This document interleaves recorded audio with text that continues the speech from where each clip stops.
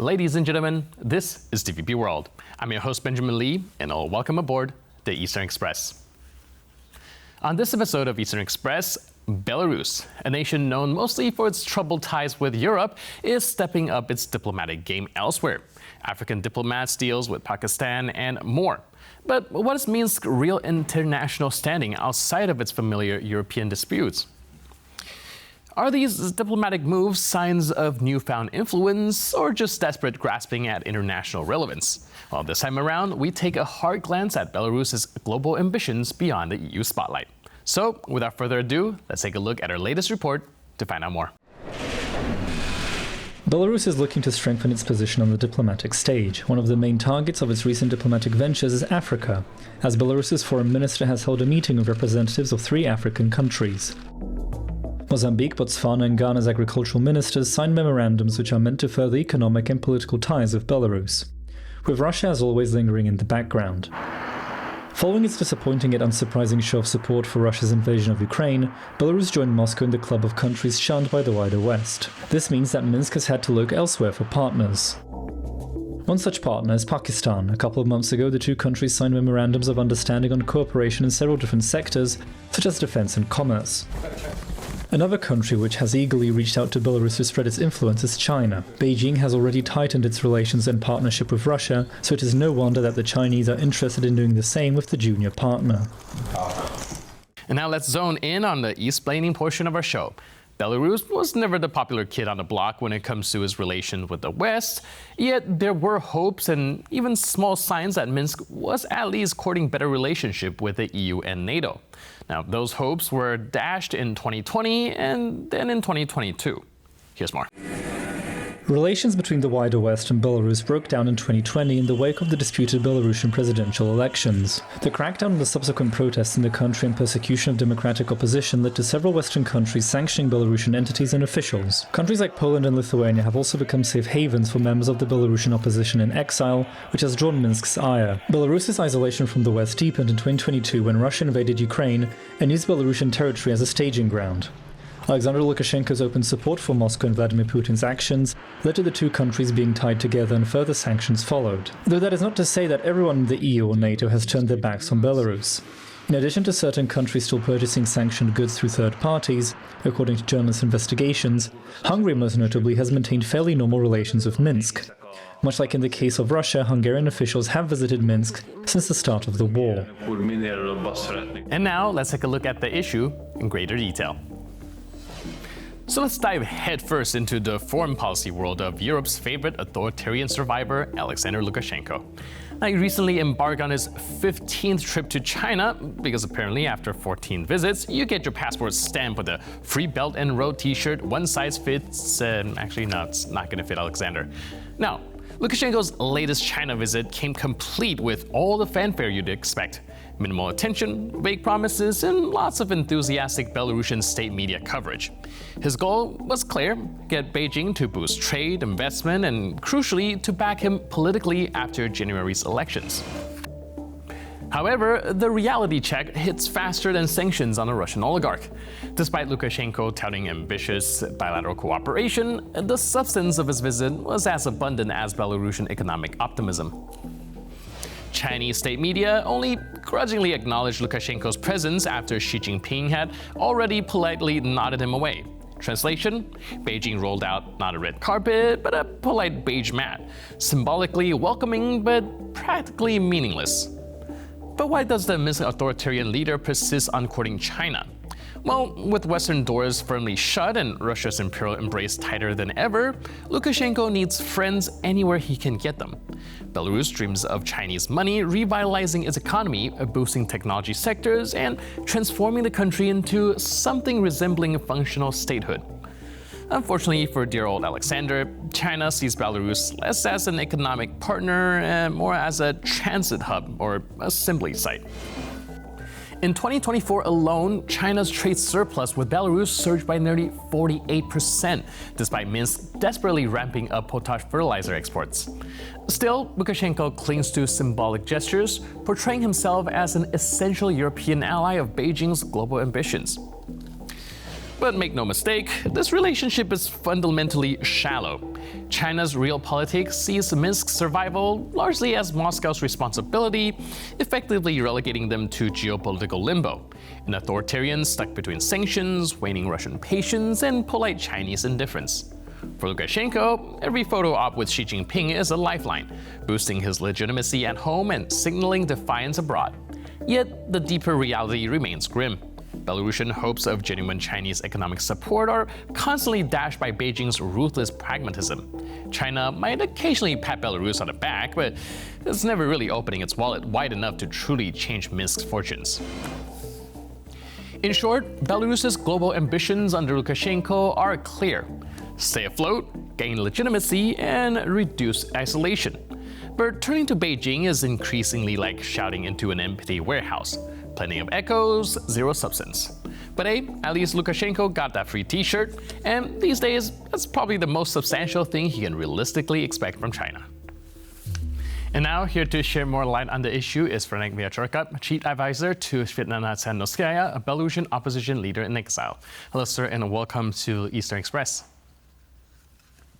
Hello. So today we're trying to examine Belarus's diplomatic efforts outside of Europe. And well, my question is, when it comes to dealing with Belarus, especially concerning major powers like China, do they treat them as a separate entity or pretty much tied to Russia and as an extension of it?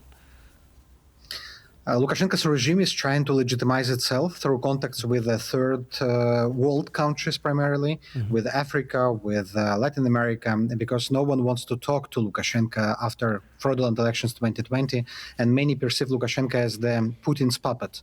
But China has a special role here, because Lukashenko sees China as the source of money, primarily, but also as the political backup for Lukashenko's power. And for China, Lukashenko is also a long-time partner. China sees Belarus as the potential trade hub to Europe. And this is why Lukashenko and Xi Jinping, they organize meetings, they make diplomatic contacts, primarily to strengthen this cooperation between Beijing and Minsk. And do you think that this relation will be a thorn by Putin's side, seeing that perhaps China is dealing with Belarus, kind of going over the head of Russia? It doesn't happen overhead of Russia. I think Moscow supports this connection. For Putin, it's important to have Lukashenko in power, to have Lukashenko stable. And Russia sees that this connection between Minsk and Beijing, it can strengthen Lukashenko's position. This is why they they're not against, they don't publicly support, but definitely it happens with agreement of Putin. Right. And like you said, there's probably not much going on without Putin's approval that Lukashenko can do. Now, going to the third world countries, like you mentioned, some African nations as well as South America, how is Lukashenko trying to establish their foothold over there? Right now, they are trying to sell weapons, they're trying to sell machinery, they're trying to sell products which are sanctioned by the European Union and the United States. They're trying to find any possible sources of revenue right now. And the war was the blessing for Lukashenko, because thanks to the war, Lukashenko transformed Belarus economy into the military shop. And right now they're selling weapons not only to Russia, but also to many countries in Africa and in Latin America, where there is a demand for such products. Of course, this is not big money. Primary source is Russia, but it's the way to diversify, if I may, these incomes. Right, and well, not just incomes, right? You're also talking about perhaps trying to establish any sort of foreign diplomacy, seeing that Belarus is essentially shut out from Europe. But do you think that this effort is actually taking hold, especially, again, seeing those nations pretty much sees Belarus only as kind of like a little brother of Russia instead of something kind of very legitimate? I think, of course, they need votes in the United Nations, especially during voting on Ukraine, voting on Belarus, on human rights. but we don't see that Lukashenko's regime has majority. There were several discussions in the UN Security Council on Belarus. There were discussions during General Assembly, and usually they have 30-40% of countries voted in support of their position. Sometimes only few countries support, especially when it comes about Russian-Ukrainian war. I don't think these efforts are very effective, but they are trying hard to get this legitimacy, to get this connection, to show that Lukashenko is not in full isolation. And how effective is Belarus's contribution to helping Russia skirt some of the sanctions that the European Union is currently imposing right now? Lukashenko's regime helps to circumvent sanctions. Most of the European sanctions, for example, are on exports on Belarus and imports on Russia, which allows to trade through Belarus to Russia. Formally on documents, the products, goods are bought by Belarus, but then they are re-exported automatically to Russia. And this is a huge loophole which must be closed. This is why we speak to European partners and to Americans as well to stop this trade with Lukashenko's regime. We see it also on potash. There are sanctions on potash fertilizers on Belarus, but no sanctions on Russian fertilizers. And what they do, they basically export Belarusian fertilizers to Russia, from where they are exported to other countries. So this is a loophole which must be closed. Right. Do you think that there's going to be any European countries taking a look at other routes when it comes to Belarusian trade in order to kind of seal those loopholes that we're talking about? The recent packages imposed by the European Union are very effective. They basically close a lot of these loopholes I mentioned, primarily in military sphere. For example, Lukashenko's regime is buying dual-use technologies like chips or some equipment details, and they're bought not like military stuff, but then they are supplied to Russian army and installed on Russian military vehicles, for example. And recent packages by the European Union, they sanctioned some of the companies which are involved in such sanction circumvention. Of course, many things still to do, many loopholes still exist, but we see that European officials, including Polish Ministry of Foreign Affairs and Lithuanian government, they work closely to identify, and we as democratic forces, we help them to do that. Right. And going back to Belarus dealing with China, one line of logic is that Lukashenko is also perhaps trying to kind of solidify and legitimize his own governance both within Belarus and also abroad. Do you think that there's any merit to that? And do you think that this will have any effect, seeing that he's been rubbing elbows with world leaders? I don't think only one visit to China will help Lukashenko to legitimize himself. Still, most of the countries don't see him as the separate entity and the real president. He lost legitimacy not only in eyes of Belarusians, but the international community. Mostly he is seen as the Putin's partner, Putin's proxy, Putin's younger brother, but not as the self-sufficient political leader, which is the situation right now. It can change. We see this ambiguous position of the United States, which are changing basically the whole attitude towards Russia. And there is a risk that with the legitimization of Putin, Lukashenko's regime can be legitimized too. And of course, as democratic forces of Belarus, we are opposing that. We believe that Lukashenko must not be recognized as president. He is the criminal who seized the power. And this is the position we advocate for on all international fora. And of course, Lukashenko is hoping that the Chinese will also be able to inject sufficient money within Belarus. But do you think that that is perhaps a little bit too optimistic, seeing that China's approach towards Belarus is more pragmatic than generous? Pragmatic, it's exact word. They're very pragmatic. They are interested to have good relationship with Belarus because up to 5% of land trade with the European Union goes through Belarus, which makes Belarus very important for Chinese logistics and trade. But with Lukashenko, it's impossible because now, because of migrant crisis, because of the provocations, because of hijacking of Ryanair flight, most of the, and the war, of course, most of the border checkpoints are closed. The trade is limited, which makes this cooperation between Beijing and Minsk very, very limited. But in the perspective, when Belarus will change and when there will not be sanctioned on Belarus, of course, Belarus could play an important role for China. And we know that China started a big project building the transit hub, the trade hub in Belarus, worth billions of dollars. This project was frozen because of the European sanctions. But in case of the economic and political change, these Chinese projects in Belarus can be revised and revived.